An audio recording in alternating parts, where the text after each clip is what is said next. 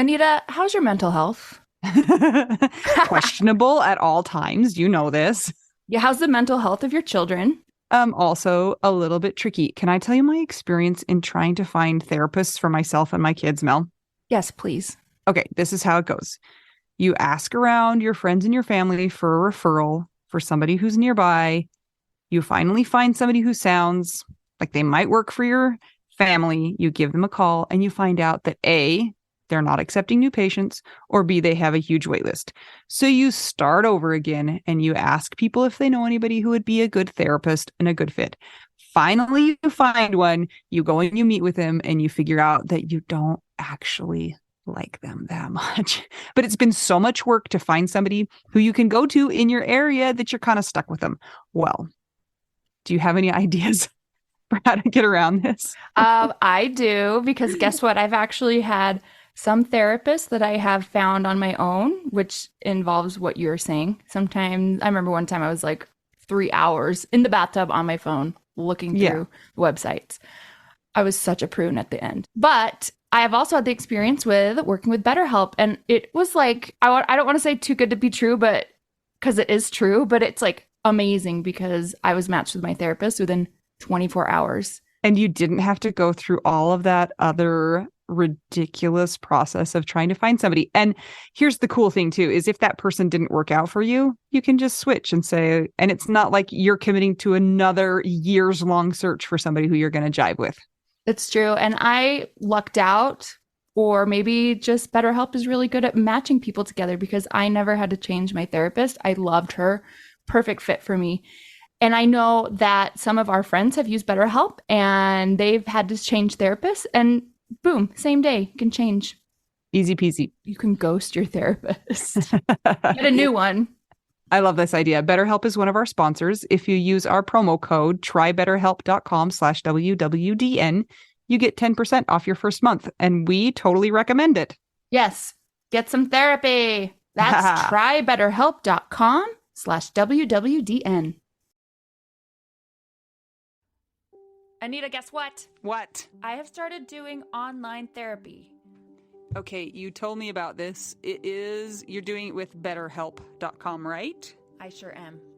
Tell me more about it. How does it work? Okay, so I filled out a questionnaire and then I was matched to a therapist really quickly, like within 24 hours, and we were already communicating. Ooh, how do the sessions actually work? Is it video conferencing or what?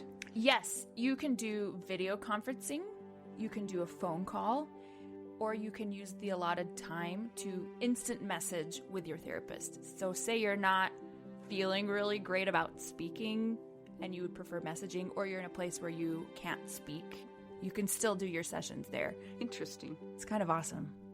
So how's it been going?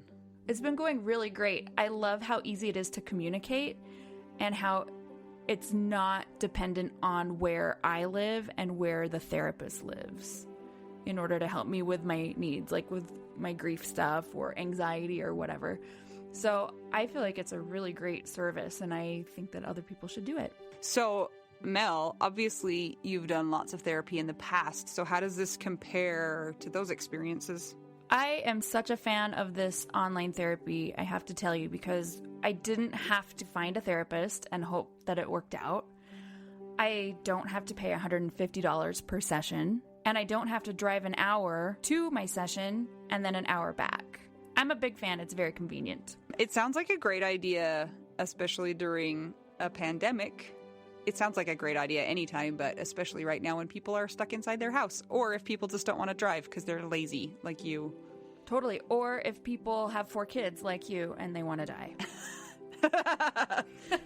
Totally true. So we're really excited because we have a new partnership with BetterHelp.com, and our listeners can get 10% off of their first month of counseling if they sign up at, what's the website, Mel? Try BetterHelp, HELP.com/WWDN, which stands for What Do We Do Now? Amazing. I am thinking that I should sign up too, Mel, and see if it's going to work out great for me like it's working out great for you. Yeah, and you know what's awesome? They do individual therapy, they do family therapy, and couples therapy. Well, couples therapy, yeah. So when you and I get in a fight, our first widow-wife fight, we can go to BetterHelp and get a session. And just a reminder, this is not a crisis line, and it's not self-help. It is professional counseling done securely online. That sounds great. BetterHelp is available for clients worldwide, and you can log into your account anytime and send a message to your counselor. It's more affordable than traditional offline counseling, and financial aid is available. Widowing is hard, and not widowing is hard. Everybody needs better mental health. Start living a happier life today. And remember, our listeners get a 10% discount off their first month. And again, the link is trybetterhelp.com/WWDN. Happy widowing! Hello, Melanie. Are you there? Are you there? I'm here. Oh my gosh. How are you? I am living my best life. I'm having a great time. You are? Yeah. Are you still alive? I am alive, and I didn't think that I would be alive after last week because it was very, very busy in our house and very stressful. Okay, so you guys did like a fundraiser thing. What was it? Explain it better. Okay, here's what it is. So Stephen Sondheim, the composer, he turned 90 this year.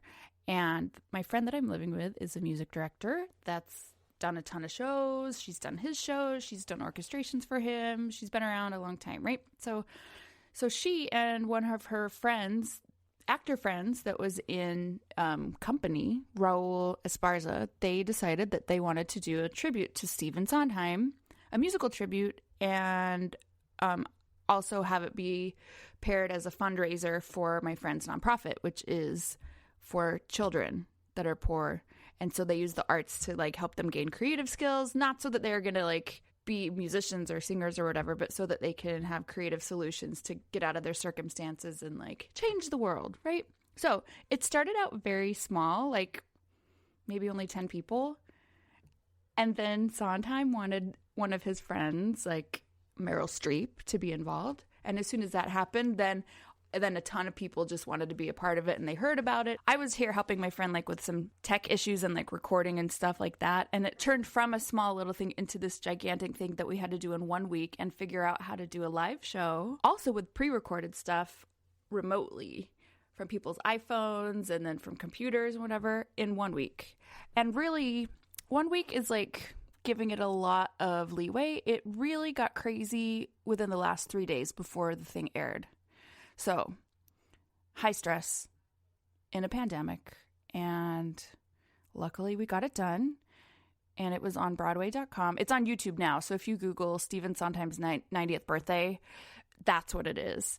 But the thing that was so funny is the first part of it, the person, you know, everyone's in quarantine, so it's not like people are at TV stations with the super high-powered internet and they're able to post stuff like without delay. It's like somebody on their laptop in the Catskills, the guy that was running it. So the first... It's always in the Catskills.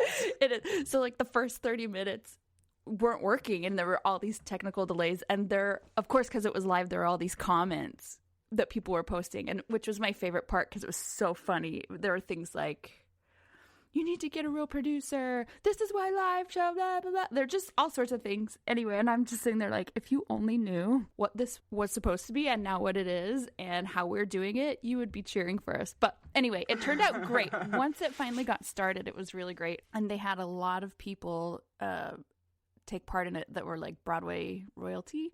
So it was very exciting. Check it out if you have like 3 hours and you're bored and want to watch something on YouTube. Oh my gosh. I helped with behind the scenes stuff on some of it, but it was not, you know, it was my friend's thing. So, but yeah, now well, I'm I just having think fun. that your making of this podcast has prepared you and made you so much better able to help with those mega, you know, fundraising things. So you're welcome. Yep. Thank you for so being much. A part of that. For letting you make us a podcast. You're welcome that I take care of all the audio things for us, you mean? Yes, I'm welcome what I mean. To myself. No, just kidding. Yeah, all of my musical and technology skills helped a lot last week. So that's awesome. But it was stressful. It was weird, like having that in the house and I survived. Yeah, I bet it was just like high tension for a little while there. Very intense because it was like very high profile, lots of different components of it, very much so. So I actually ordered a weighted blanket so I could de-stress. And I'm impressed that it took me till this long in the pandemic to get a weighted blanket and to get stressed out. The same thing. Like, yeah. I can't believe you didn't already have one. I know. What's happening with you? Okay, so remember you told me that I needed to listen to the podcast, what is it called, Star Talk? Yes. And it's your favorite? Okay, so I listened to the episode. Now I can't remember her name. Oh! She's the murder writer. Is it Janet? Okay. I can't remember her name. Some lady. But it was... Yeah, some lady who writes a lot of murder novels, and they were talking to her, and then they talked to this guy who is like a scientist who is trying to figure out science about the afterlife, right? And I was out running in the mountains, and I was like, I had this crazy thought, and it was, what if, like, our bodies are like computers, and our consciousness is like just a set of data that gets downloaded into our bodies. And then when our bodies die, it's like the data got corrupted and we go back up to like the mainframe. And I was like, oh my gosh, this is like groundbreaking. Nobody's ever thought of this. And then I was like, oh, actually, I think that's just the storyline of The Matrix. I was like, I invented The Matrix after it already was invented. But for like half a second, I really thought I was a genius. But if it was the real Matrix, like maybe you did invent it and it's dimensional, like interdimensional. Yeah, that. Also, I think it's interesting that there's always like the discussion between scientists, like, are we on this planet just being controlled by some teenager in a garage that's controlling our lives? Maybe. I know. Sometimes when I'm playing... We're like The Sims. Yeah, like The Sims. Sometimes when I'm playing Zelda or whatever, I'm like, oh no, I'm running out of food. I'm running out of this. How will I survive? And then it's like life. It's like, oh, things magically appear. And in those times I think, I kind of understand what they're talking about somebody playing a video game and we're the video game. So funny. Anyway. Maybe. I don't know. Not to get all existential, but that's like what I was thinking about this week. Very nice. Cool. Hey, should we introduce ourselves, maybe? I'm Mel. I'm Anita. We're a couple of young widows trying to figure out widow do now. That was the bug. Guys, we thought we were only going to be, 3 for 3, and now we have another guest. It sucks that there's so many of us running around, but I'm kind of excited about our guest today. I'm way excited for so many reasons. Anita, would you like to introduce her? You actually introduced me to... I heard of her first through you. Yes. And then we have a connection that I'll share later. So you go ahead. So it's kind of fun because this time both Mel and I have a connection to our guest, and her name is Brittany Bussio. And Brittany and I, we figured out, are actually second cousins because my grandmother and her grandmother are sisters. Is that correct? I was at my cousin's wedding reception, and somebody in my family was like, oh, Anita, you need to talk to this girl who's in your family who I've never heard of you before. I'm sorry, Brittany. I know who your parents are, but I didn't know who you were. And I was like, okay, cool. And then I just kept going around. But then it was like somebody like grabbed me by the hand and dragged me towards Brittany. And I could see in your eyes that she was kind of doing the same thing as me. Like, I don't really want to talk to people. Like, you don't need to try and like stick us in the same room just because our husbands died. But then we chatted a little bit, and she realized that I'm not like a terrible person to chat with, and she was a delight also. So that's how I got to know Brittany. And then Mel, I was talking to Mel about her, and Mel was like, wait a minute, I think I know her too. So what's your connection? Tell us how you know her. So I recognized her last name as the same last name as one of my former students.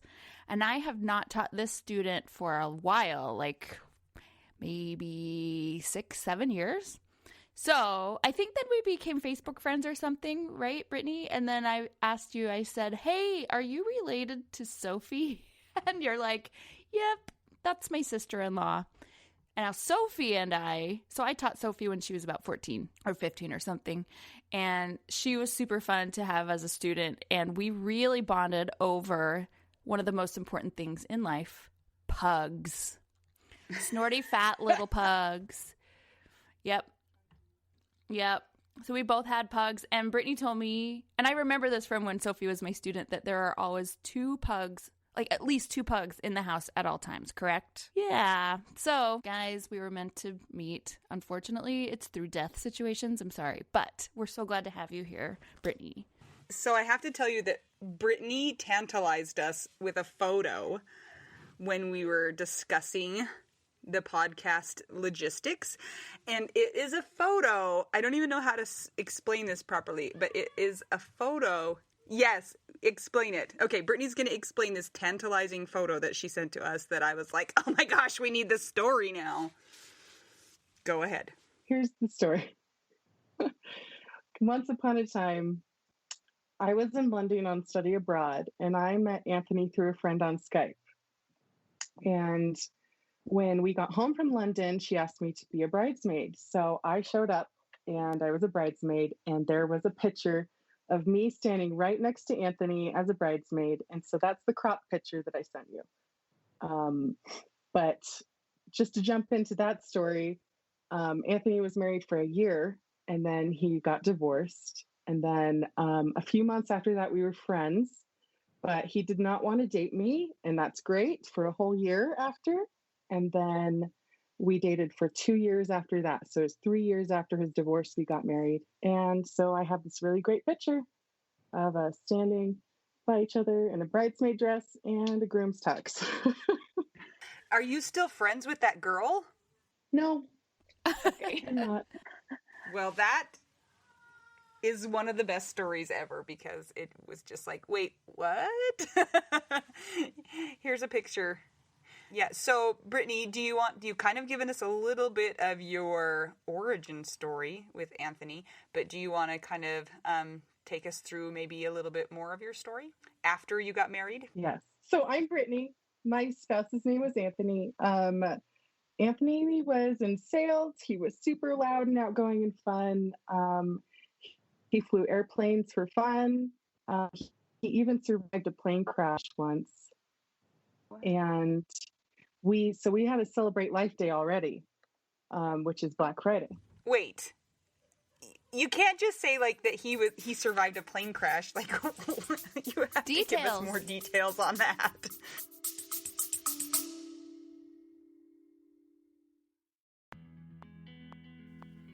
Sometimes we assume that unless we had a huge life insurance payout, we don't really need to know anything about investments or even finances. But guess what? A little knowledge of finances is critical for all of us. Maybe your partner was in charge of that stuff, and now you find yourself making all the decisions. Maybe you're mad about that. Maybe I am. Nicole from the He's Gone But the Money's Not podcast is here to help. She tackles financial literacy by telling the stories of women and widows and finance experts and shares the lessons they've learned as certified financial planners. Whether you know a lot and feel confident in your financial decisions or feel unsure about all of that stuff, there is more to learn. Listen and subscribe to the He's Gone But the Money's Not podcast on all podcast platforms. This ad was paid for by Rockhouse Financial, an SEC registered investment advisor.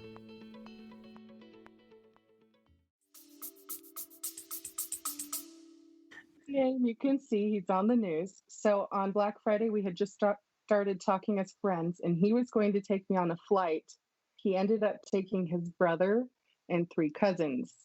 And I'm so glad because on takeoff, the plane didn't register that one of the tanks was empty. So he had an emergency crash landing. 2 other planes that same weekend had the same scenario and they both died. But Anthony was so well trained. He landed perfectly. His brother said it was the smoothest landing of his life. And they landed in a field in Benjamin, Utah, and they survived. So Anthony was a really great pilot. And yeah, that was kind of cool. But he wasn't a pilot professionally. He just did that like for fun. And then he was a salesman professionally. Okay. Wow.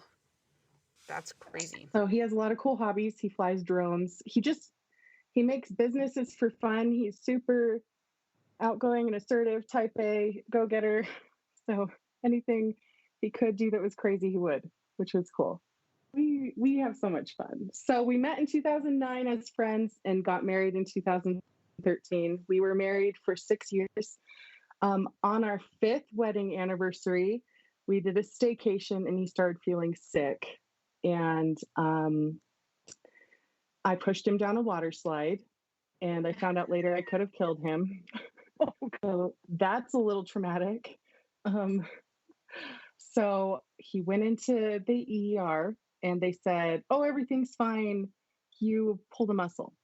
And so we're like, great. Okay. So we go to the ER 2 days later again.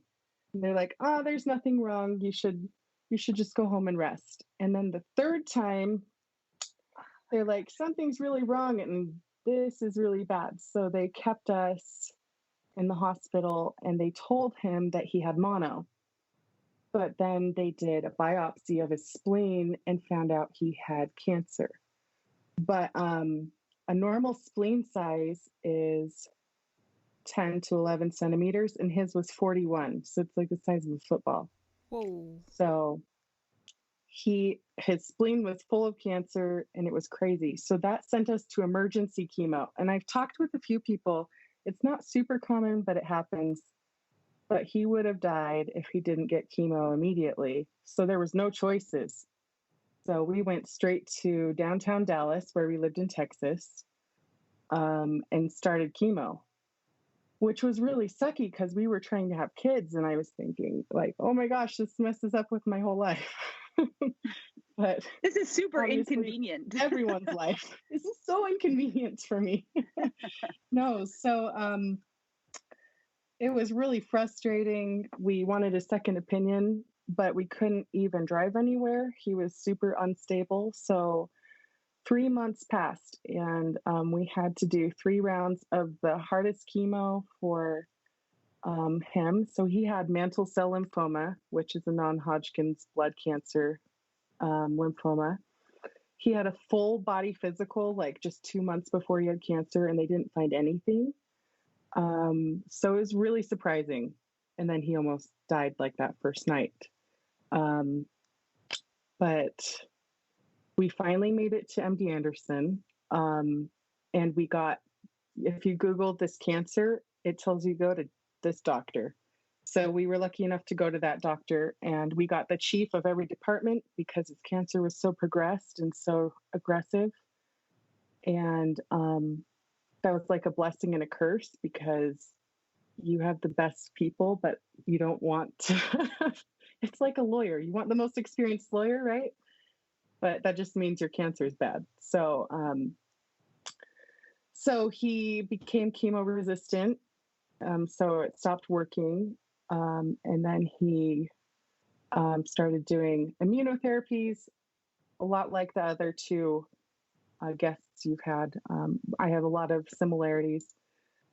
And then he did a stem cell transplant. Are you guys familiar with that? I've only heard of it, but yeah, tell us. Explain. Yeah. Well, basically, think of your quarantine life right now. And now turn it up. And now you also can't eat fresh fruits and vegetables. And you can't have pets around. And you can't have fresh potted plants because the mold spores, there's so many weird things. So it was like he could have fruits and vegetables if they're cooked. So basically they irradiate radiation your whole body, and then they give you chemo and they kill like everything. And then they bring you back to life by giving you stem cells. So Anthony's brother was a full match, which was awesome. And it was really hard, but basically I've been in quarantine for a whole year right before this. So the masks are so hard to see because it's just like so much PTSD. Oh, wow. It's rough. But let's see, for his 33rd birthday, in between all this, he loved conspiracy theories. So we did an Area 51 party and it was so funny. We made tinfoil hats and it was great. And so he was 33. So that's a little bit. Okay. So Brittany, I was looking through your Instagram feed one day when I was stalking you before I really knew you. And I saw one of the funniest pictures that I think I have ever seen. And it was a picture. And he went by, what did you call him? You didn't call him Anthony, right? Twan. Twan was his nickname. Twan. Okay. And it was Twan. And it was after his stem cell transplant. And it was like, you know, those pictures that you do with babies, like 1 month old or whatever, with like the swaddle blanket and like the little sticker. And it was like, he's 1 month old or whatever. And I laughed out loud at that. I thought that was so funny. You know the pictures that I'm talking about, Mel? I do. So when you have a stem cell transplant, they say that you're like rebirthday. So I just leaned into it really hard. We sent him birthday balloons, wrapped him up like a newborn baby, said 1 week old. Oh, it was a week old. It was so funny. Oh my gosh. Okay. So got through the stem cell transplant, and what happened next? And he technically had such an advanced cancer that was so aggressive, he didn't even qualify for that technically. So we went into it knowing it might not work. But our goal was always CAR T cell, which you guys have heard of, I'm sure. So CAR T cell transplant is where, I'll tell you the quick version, they genetically modify. I have no idea. I'm a musician. I don't even know what that is. Oh, by the way, I'm an art major stuff. and I had to learn all this. Okay, good. So yeah, speak to me like one of your own. So that's my jam. So they take your cell, they take it to a lab, they genetically modify it to attack cancer. And so it's seen as a future cure. They're using it on children and they have to get it approved for certain cancers for adults. At least that was the case at MD Anderson. So we have friends who've done it where the cells would attack more than the cancer and they would go for their organs. And so they'd have to reverse it. So it's in the learning beginning stages of CAR T cell. So, but that was always our goal because it's like, oh, you might get like 10 years. Like, oh, you could potentially live longer. So that was always our goal. And so Anthony had a stem cell transplant and he was not even a full 90 days out and the cancer came back in full force. And the doctor said, you have to move here full time. So I packed up my house in Dallas and we moved full time to Houston. And that was crazy and really hard. And then and it just took so much out of Anthony. He was really sick, really lethargic, and would throw up every day, multiple times a day. And then we'd go in the hospital for like random little things and be stuck there for a week all the time. And so I just lived at the hospital and it was so hard. But then so like when it was near the end of his life, it was a year and 2 months. And we went in for, we thought it was TMI, a hemorrhoid, but it wasn't even. Near the end of his life, we went in for a small complication that we didn't understand. And Anthony was totally fine. He ordered himself the brand new iPhone, the one with like the 3 lenses. And 2 days after that, he got diagnosed with delirium. They kept saying, oh, it could go away. Sometimes it's a sign of death. Well, I don't think they said that. I read that. But they kept saying, he's really young, he'll be fine. When he gets better, here's our action plan. And then we're going to get to CAR T cell. So every day was dramatically so much worse. And he wasn't walking that whole month. And now looking back at it, I can tell those were the signs of dying, but I had no idea. And the doctors weren't saying anything. And then the cancer progressed to his kidney and his liver, and his kidney started shutting down. And so we went through, what's that thing you do with your kidneys and you flush them out? Dialysis. Dialysis is the worst. Well, also he was delirious, so he was scared. I have never felt like more tortured in my life. And it was like the scariest process ever. But we were actively thinking, if we clear this, then he'll come back. And then we can do the CAR T cell. And he just got approved for the CAR T cell. So it was like days. And then someone gave me this pamphlet. The palliative care team started coming in, but I didn't know what they did. I had no idea. No one would explain it to me. And so they kept coming in all of a sudden. And they handed my mom this pamphlet, and it's like hours before death. And I couldn't read it, but my mom started reading it to me and she's like, Brittany, these are all the signs. Like, I think he's dying. And so there was one horrible day where we decided to move to hospice or palliative care. And we're going out of the room to go down. And the nurse says, oh, he could hang on for a month or two. He's young. He has like a really healthy heart. And it was 12 hours later. So like, we just kept being told, like, promise more time. And then it just like was so sudden. So even though he had a terminal illness, it was very sudden for me. And Anthony was really stubborn. He didn't give me his passwords. So I told Anita when I met her that her husband had to kick his shins. You said that. I know. I've assigned him to kick a lot of shins. Scott got his shins kicked because he didn't have life insurance.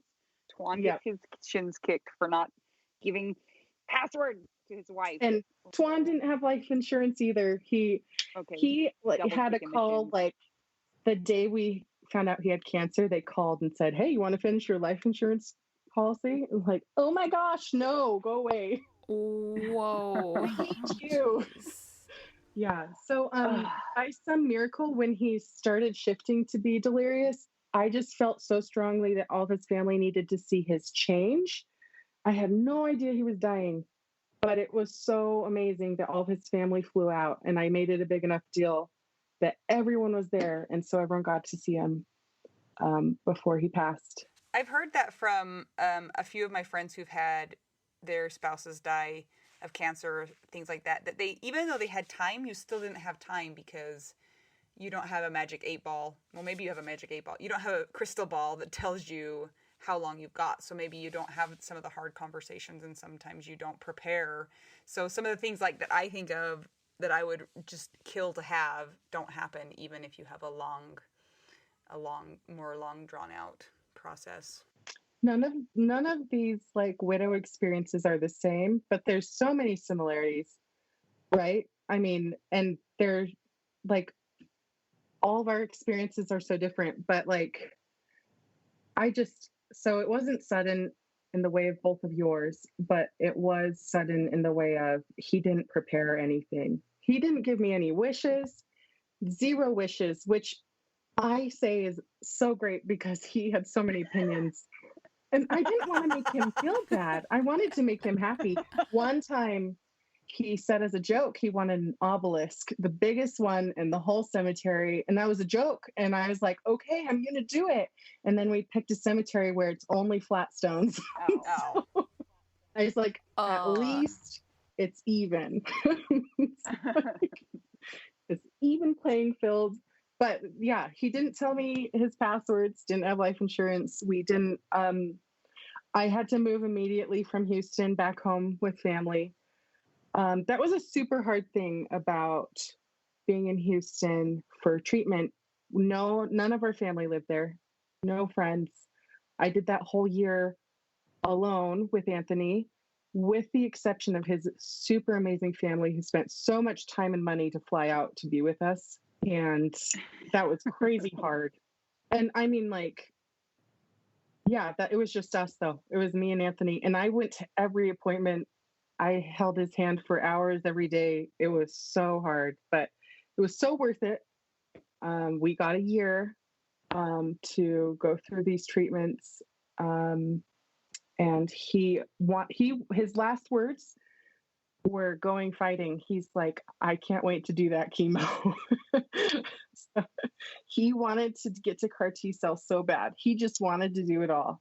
He wanted to fight so hard. Oh, how long ago did Anthony pass away? He passed away September 23rd, in 2019. Yeah. So I can't math. I'm an art major.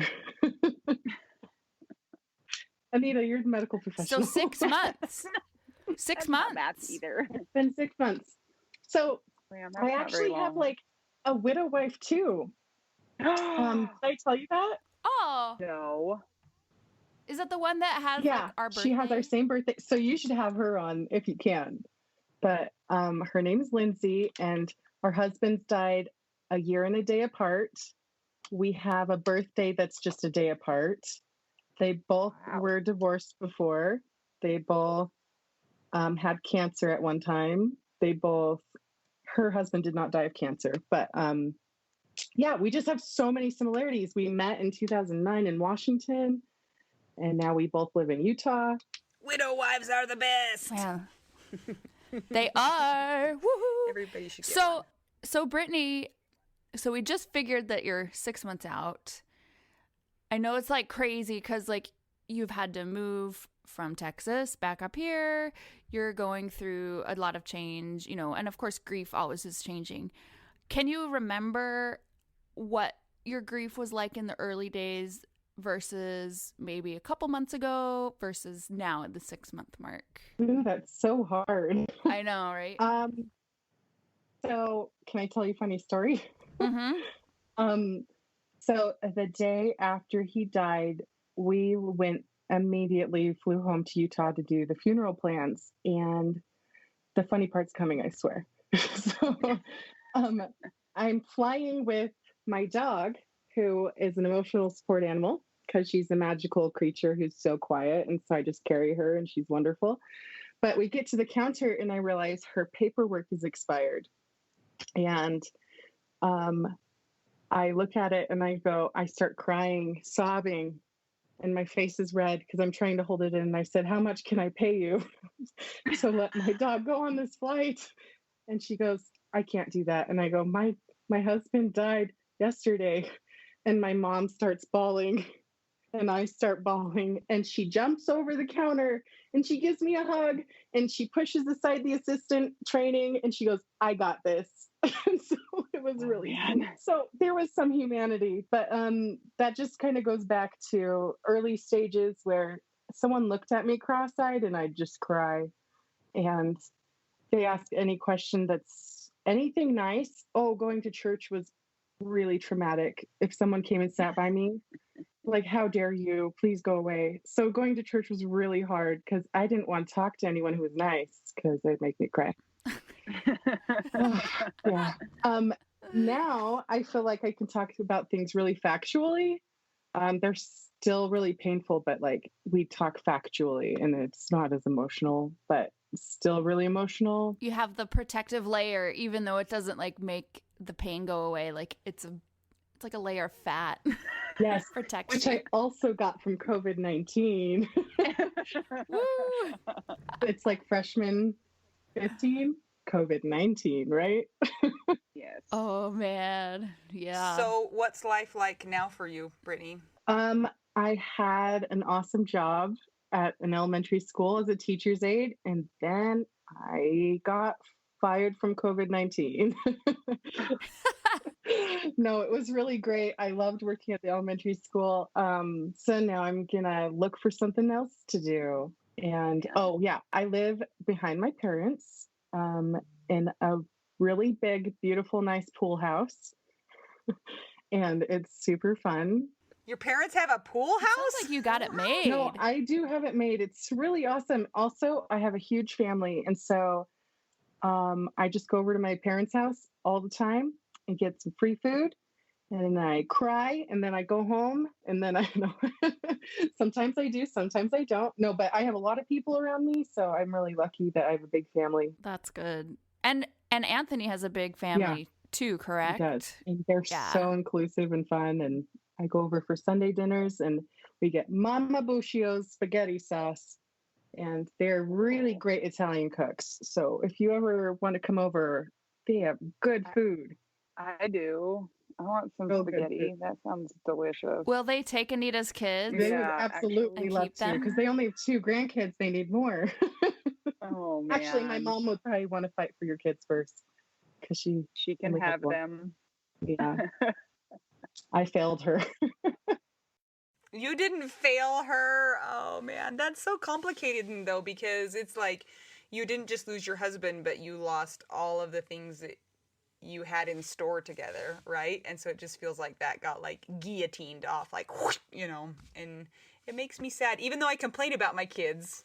It makes me sad that you guys wanted that and didn't, you know, didn't get to have that happen. And I wish more than everything I had Anthony's kids. You know, I wish I had part of him. You know, And sometimes people say, like, oh, at least you didn't have kids. And it's really both reactions. Like, yeah, that would have been really hard, or yeah, but that's really sad. So it's just both extreme reactions. Like, I wish I did though, but also, yeah, that would be hard. So Brittany, how was it since you were coming back from Texas to your family's house? What was your support system like? Was it mostly your family, or did you have people that were friends from before? Like, how were you received, and how did that all go? Because, man, that's a dead husband, and then you moved. Yeah, and yeah, I never lived in my parents' home, so I did for some summers, but like I don't know my neighbors, all of them, so it was really painful. So people would come over and bring my mom stuff. And so they'd bring her. So we got like 20 desserts, and like, it was so weird. I'm like, I live here too. Like, no one really knew me. So it was really strange. I did have college friends from like 10 years ago that we are friends on Instagram. And a few of you are going to listen to this, and I love you and I'm not mad, but it's really hard to reconnect when I didn't want to talk to anyone. Like, some of my closest friends were in Arizona and Dallas because we moved so much, and they were gone. So that was really, really hard. So I just felt like I was in Houston again. Like, it was still isolating. But you probably can relate where you're feeling extremely introverted all of a sudden, and you're not really sure if you want anyone to be in your life. I don't know. That's how I felt. Everyone felt really forced, even my favorite people, like, but they were great. So it was hard. Mine was so weird because I'm normally introverted and tired all the time. And so I thought immediately when Scott died that I'd be like, everybody stay out. And it was weird because I just wanted everybody to come over.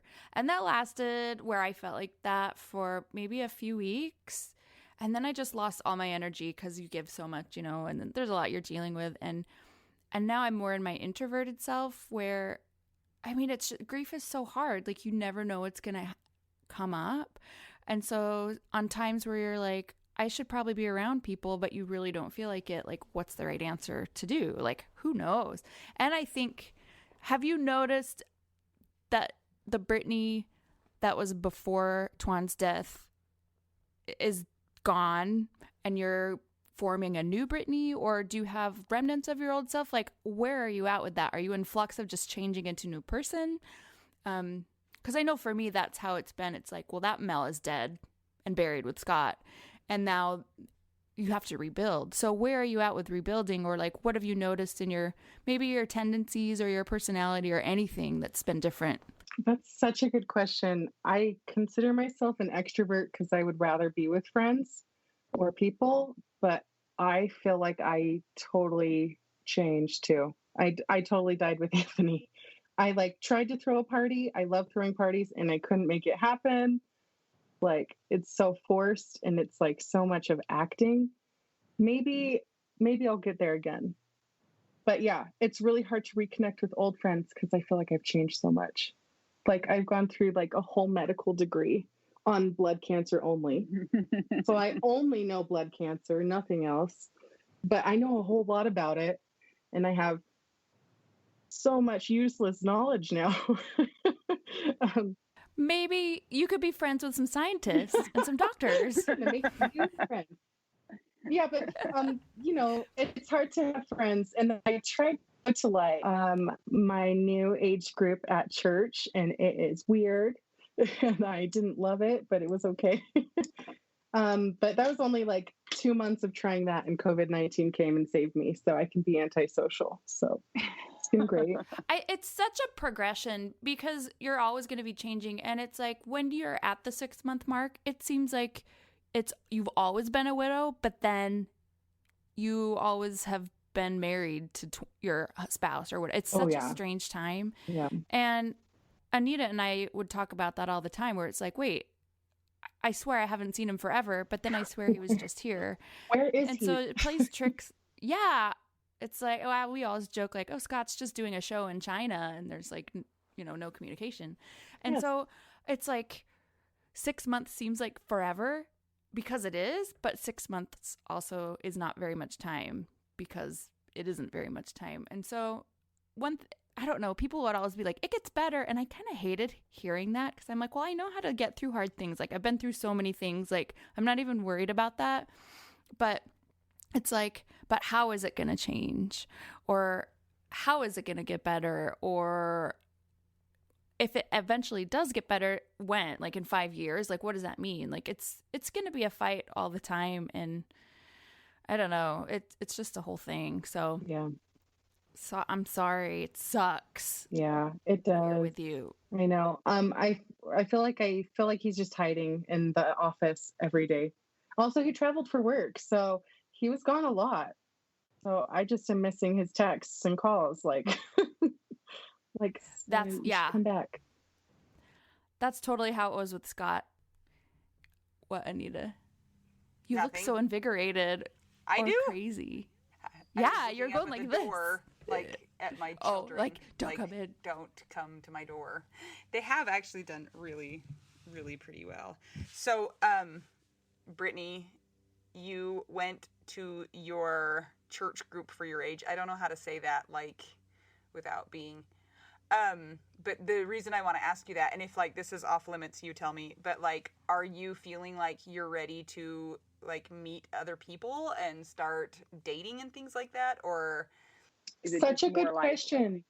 Kate, Yeah. Anthony was so sick, and so he was grumpy because he was in pain. So like, I was like, I'm never getting married again. I love him so much. He's my person. Also, this is really hard. So my first reaction then when he passed away, probably a week after, I just felt so lonely and isolated. And part of that's probably that I moved to a different state. Yeah. But I just felt like I really needed to find a friend. And so I downloaded dating apps. I know, and that's scary. And there's a lot of weird people. And my widow wife, Lindsay, would have a lot to tell us.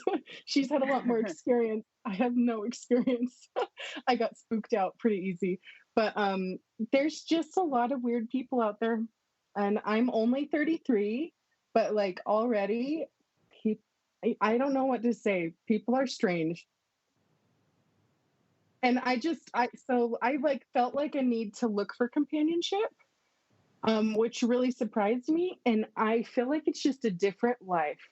Like so I married Anthony at 27 years old. So I was like in these young church groups for a long time and had a blast and had so many awesome friends and pool parties every day. So it's like I tried to make that like now, and it's not working because I'm a different person. So like I'm not throwing parties to get to know people. So I don't really know. It's so weird. Yeah. that like scares me to death, the idea of like dating and like meeting people. I'm like, no, I already did that once. Like you're not supposed to have to do that again, because and it's, for me, it's a whole different world. Like there was no such thing as a dating app when I was dating and getting married. Apps are new. When I got married, Tinder just became a thing. So yeah, it's weird times. Weird times. When I was dating, it was like you had 30 minutes of talk time on your cell phone, and like the text messaging was, like 222-555, like the T9 texting. So it's a whole new world, guys. Whole new world. I know. FaceTime. Do you guys feel pressure? Either of you, Anita and Brittany, either of you, do you feel pressure from anybody to get remarried or to find somebody? I feel the opposite of pressure, actually. Like, my one of my kids is very adamant. Like, anytime I have even spoken with like a male, she's like, "Who is that? And why are you talking to him?" You know what I'm saying? So I have the opposite of pressure to find somebody. I have some people who have very specific feelings about that. So no pressure. I can only imagine. Yeah. That's a big hurdle. It would be their dad, not just like me and Brittany. We're like, okay, there's a person. I know, like there's another roommate. I mean, like that's hard enough. Just our situation and like including somebody in that and finding somebody that would be okay with it or that we would trust enough to live with that. You have like double, quadruple duty, Anita. Brittany, do you have pressure? Yeah. That's it. Should I Really? not talk about No, it? like there's just I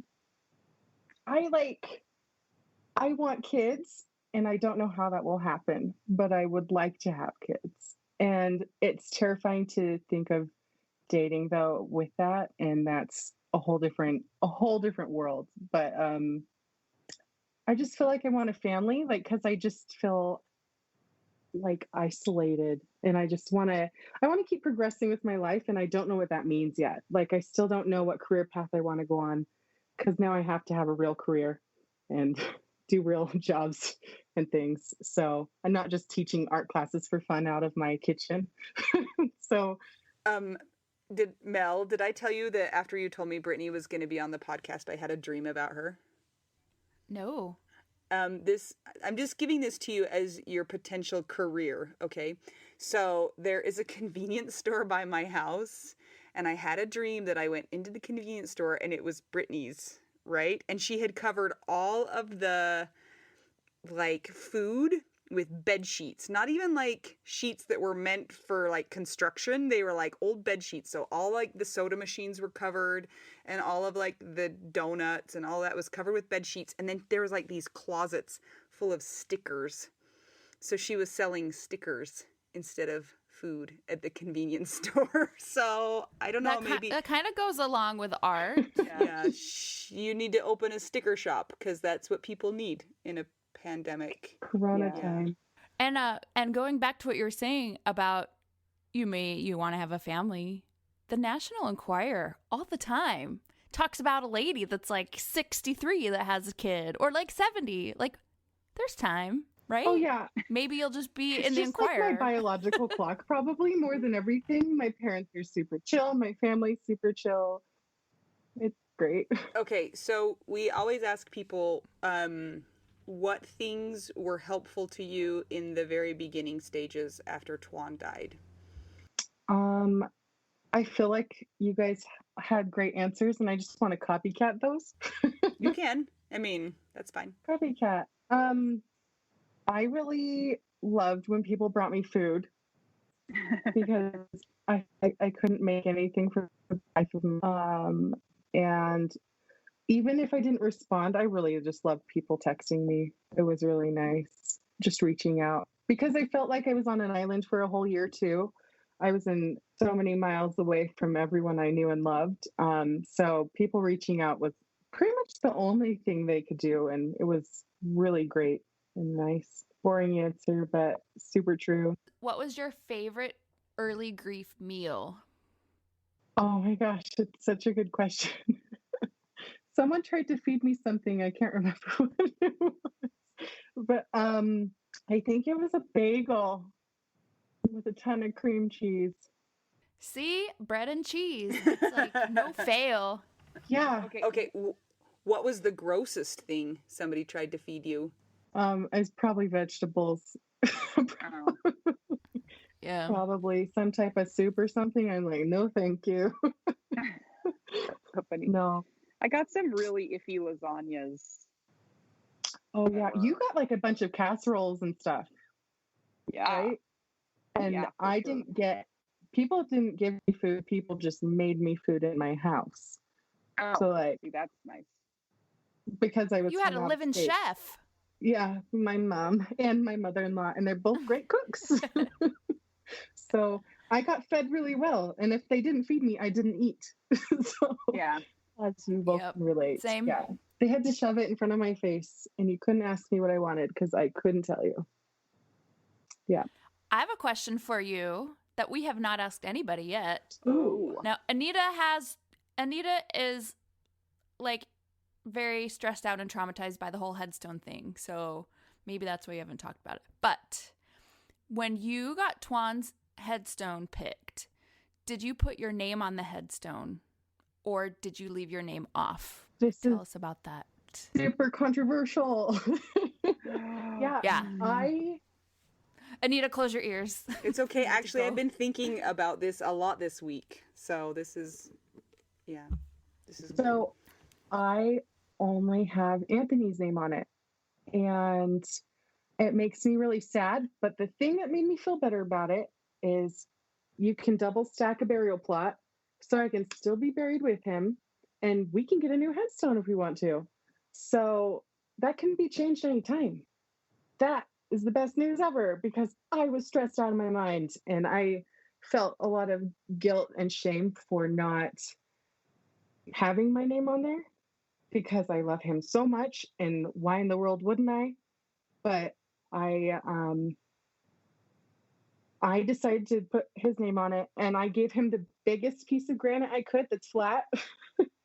And so it's all about him so he can have his big obelisk. And it's just my sister-in-law is a really awesome graphic designer and she made a little airplane. And so it's just has this little airplane on it. A lot of people have really strong feelings about having a picture, especially if they're younger, because you can see how young they were and it's emotional, but we didn't do a picture. I love both options. I used to think I had opinions and I'm just like, nope, they're all great. Whatever you end up doing can be changed. So that's the best news ever. And it took so much stress off of me. So anyway, that's what happened. I'm really nervous. It's ordered. Haven't seen it yet. Yeah, and I really didn't want to do it, and my in-laws helped me do it. It was too hard. I have another controversial question Yay. for you. And Anita, we have also not talked about this. Oh my gosh. What are your thoughts about wedding rings and continuing to wear them I or want not? I want to hear so bad. Tell me what you think. I wear mine still because I'm just so exhausted from like life, and I don't have the strength to like date again. And it's just so for me, it's like easy. And I tend to draw a lot of creepers, and it's always helped me to have the ring on. Now, sometimes if they're extra creepy, they're gonna still creep on you no matter what. But I choose to keep mine on. It helps me feel closer to Scott and also reminds me that even though like none of my relationships like ever turned out, and then the final one I thought would turn out, he died. It reminds me that it actually happened and that it was like a good thing. And I like the ring too. So yeah, for me, I kind of don't think super emotionally about it. But I choose to keep it on. I think I've only taken it off for like 2 or 3 times since he died, just to like if I'm making dough or something. But yeah, I keep mine on pretty much all the time. What about you, Anita? So, this is kind of funny. So when Jason was alive, I rarely wore my wedding ring, and we kind of joked about it a lot. Like anytime I'd put my wedding ring on, I'd be like, "Hey, honey, I'm married to you again." Just because like at work and things like that, like just gross. And so I just didn't wear my wedding ring very often.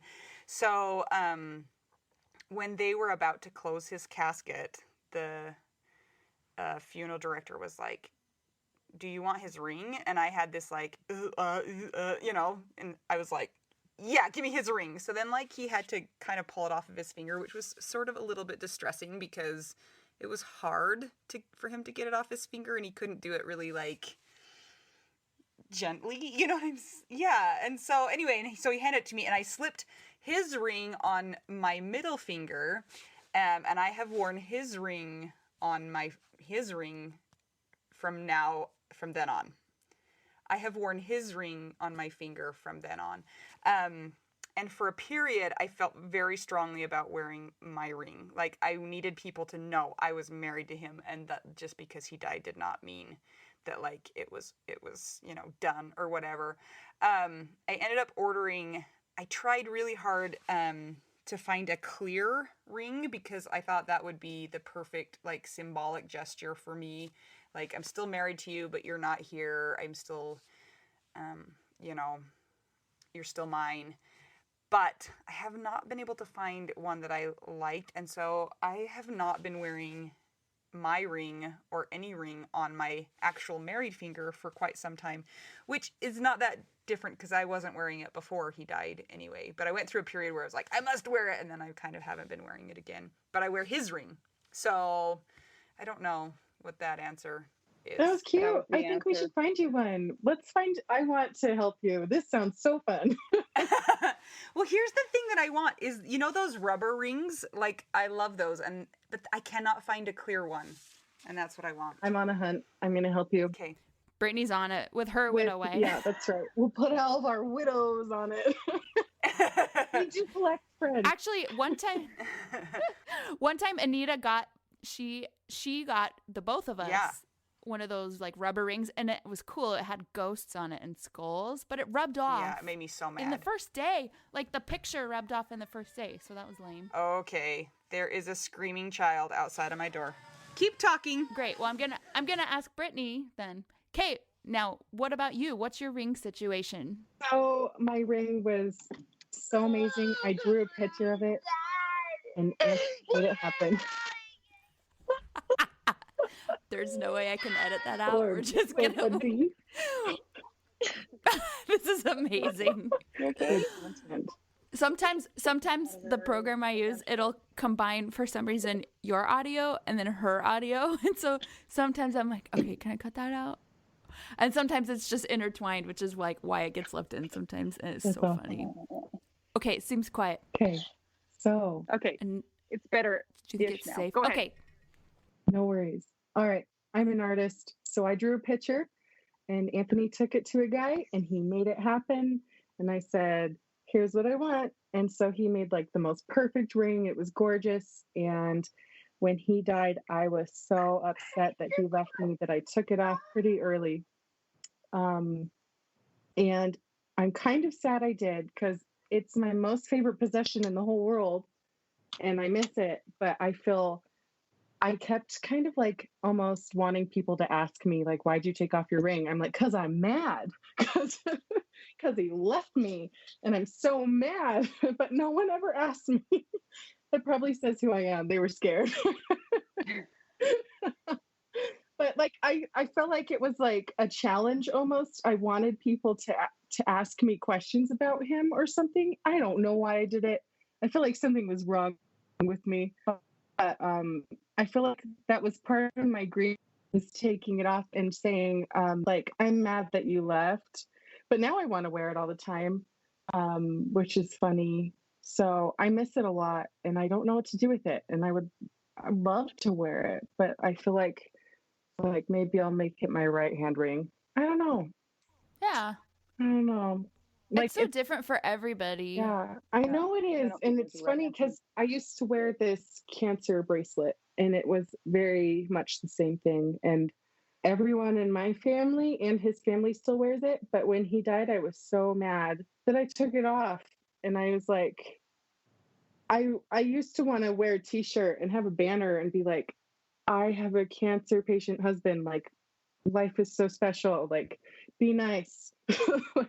All these, just yell it from the rooftops. And then when he died, I was just really mad. So I think I have a lot of residual anger. So I took them off out of anger, but now like I feel like I could put them back on, and they're my most prized possessions too. So they're like, I look at them every day. But anyway.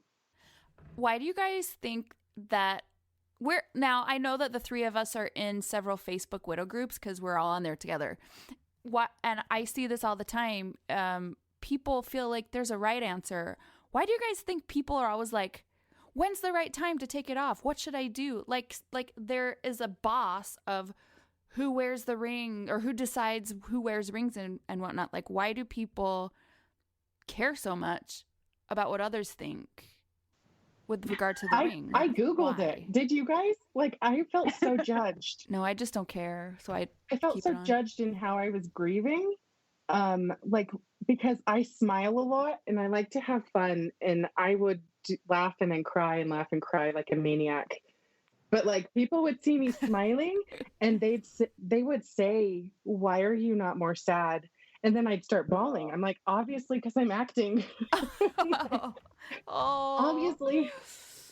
So like part of that, I felt really judged on how I would proceed in my life, and not so much anymore.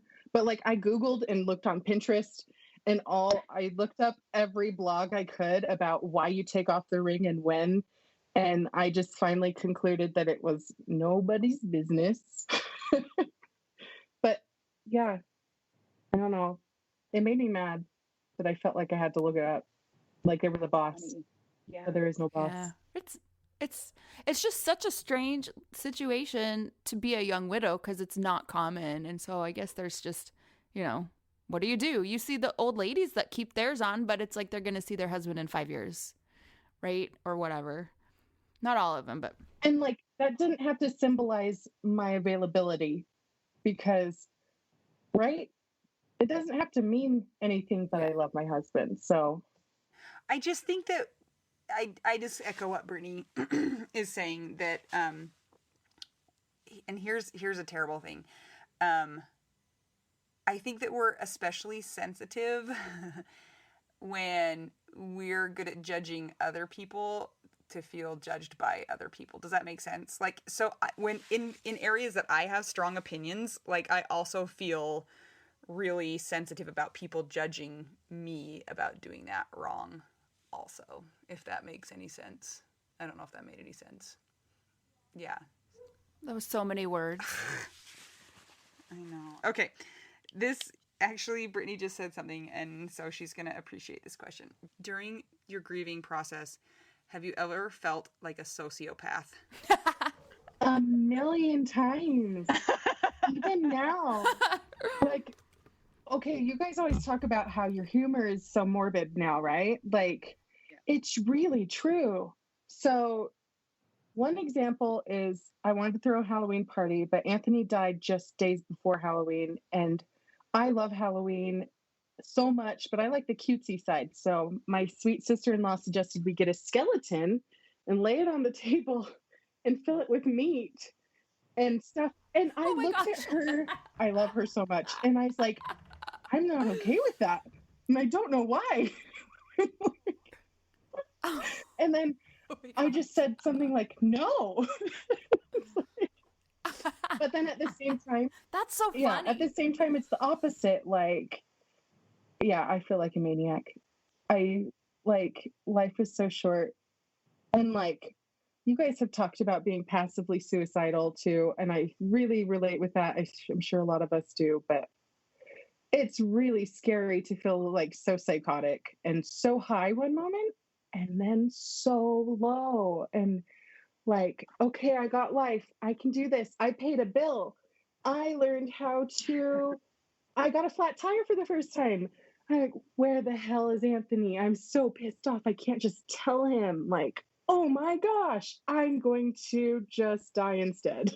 Like, I don't want to deal with this. Like, and then I'm like, wait, maybe I do fill my gas in my car. Maybe it is supposed to be premium. Is it supposed to be regular? I don't know. I've been wondering, even as recent as like an hour ago, I've been working on like writing music and stuff and some kind of film sorts of things. And you have to name your song. And I'm like, this song is kind of somber and dark. Oh, I'll just name it Everybody is Dead. And so the name of the song is Everyone is Dead. And it's very, very sad and dark. And there's like children's haunting voices in there. I'm like, this is wrong. I feel like I'm disturbed. Yeah. But I don't feel disturbed. I just feel... You feel like morbidly peaceful about how disturbing your thoughts are. Yep. It's weird. Totally. It's really weird. I'm glad to know it's universal with a also, lot of widows. Like something good happens and you feel like crying. And it takes a while to realize it's because you wanted to share it with your spouse. Sometimes for me. Yeah. Like, I got a new job. And then I'm so upset and I don't really know why. And I'm like, oh, it's because no one cares. Yeah. Literally no one cares. I have a hard time I have a hard time also when people are like, good things are happening in other people's lives, and then I feel guilty about it. Like somebody will be like, "Oh, we have a new baby," and I'm like, "Well, good for you," you know. And then I'm like, "Oh, I should be happy for them," but like, yeah, you know, this is happening in my son just got a scholarship, or I just won the sweepstakes, and I'm like, so, you know, like, and then I feel bad because it just hurts to feel like those things are done for you, that you don't get to have those. Like, life is going on for other people, and it stopped for me in certain ways. So I have to like keep myself in check and remember that not everybody's dealt with such horrifying things like we have. Even like with this COVID-19 stuff, I saw a picture on Facebook today, and it was a picture of a girl in a prom dress crying. And the mom wrote a nice thing, and it was like, "I'm so brokenhearted for my daughter that's not going to be able to like go back and finish, like physically finish high school. Like, you know, they're done showing up at school now, and she couldn't go to her prom, and she was valedictorian and this and that." And I'm like, that is sad. I mean, like relative to like her age and like socioeconomic status, I'm sure. And I'm just like, are you kidding? Are you kidding me? People are dying. And then I'm like, Mel, you're such a jerk.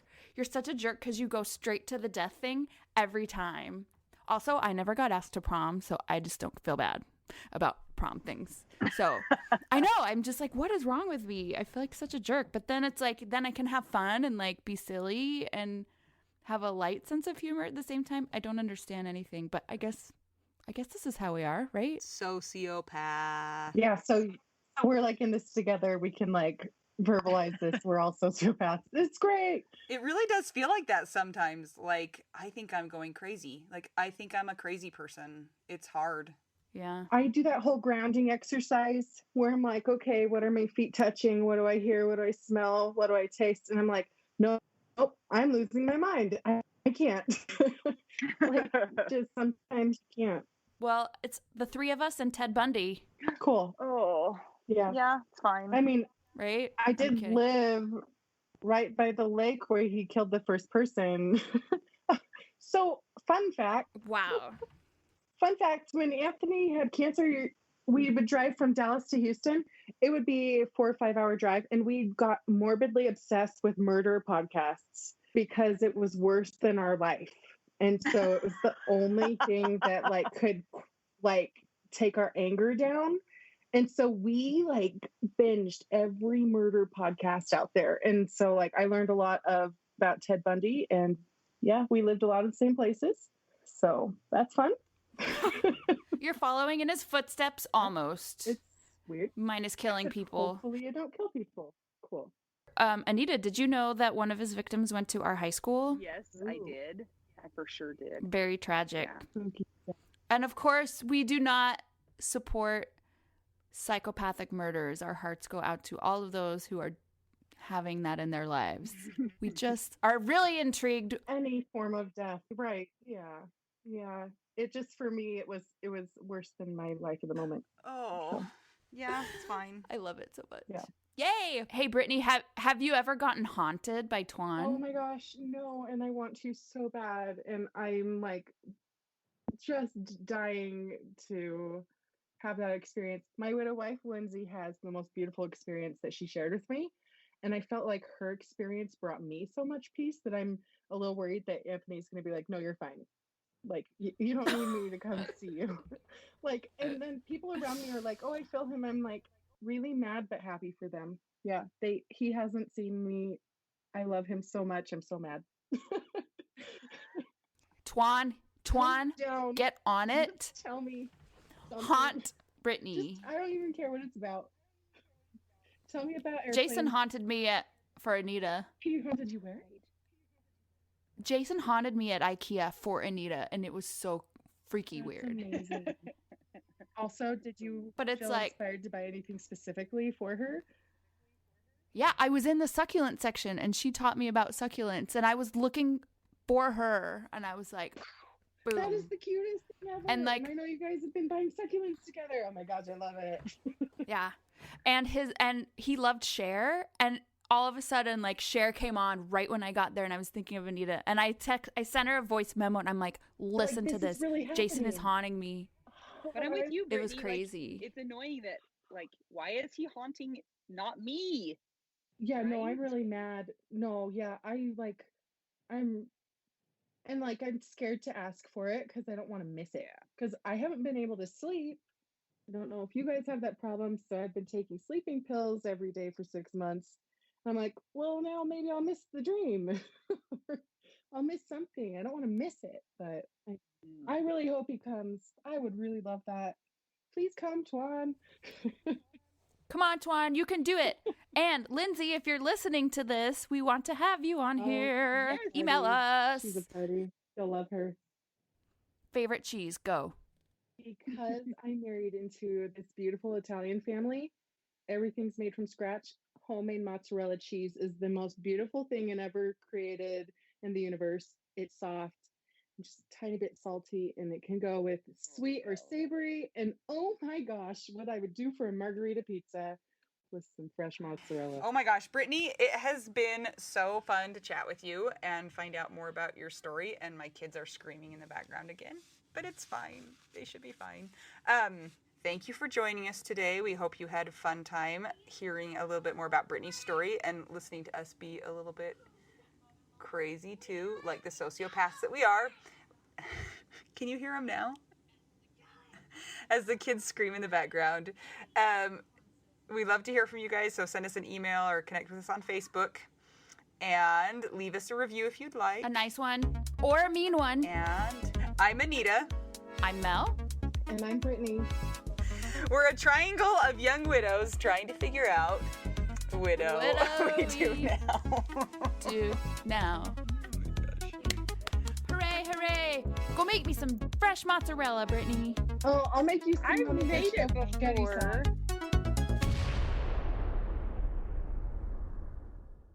This is my favorite thing to discuss with you. Tell me, what is it? One of my favorite things. I do enjoy tacos and cheese and dogs. This is about how you cannot pay hundreds and hundreds of dollars for a phone plan, especially when you're a widow, your person is dead, you might have kids, you might need another option, and you just want your phone to work, you want unlimited texting and service, and you want it to be like $25 a month. It blows my mind that they have plans that start at $15 a month. That is so cheap. And the cool thing is it uses other 5G networks, and so you don't have to pay extra for that, and you still get great service. Yep, Anita and I have traveled all over, and I have used my phone. So I highly recommend it, and my mom's even on it. When my dad died, we put his phone down to the cheapest plan, which is $15 a month. And I think my mom's on the $20 a month plan, and it's so worth it. It's so much cheaper than what we were all paying before. So I highly recommend it if you're on a budget or not. Who cares? Ryan Reynolds is in charge of the company, and they send you free stickers with Ryan Reynolds temporary tattoos. It's kind of the best. So if somebody wants to sign up, what can they do, Anita? Go to trymintmobile.com/WWDN. Seriously, you guys, such a great idea. Save yourself some money. And if you're worried about losing data or having any changes with your phone, not going to happen. They walk you through it. Everything's fine. It's the easiest process of all time. Again, that's trymintmobile.com/WWDN.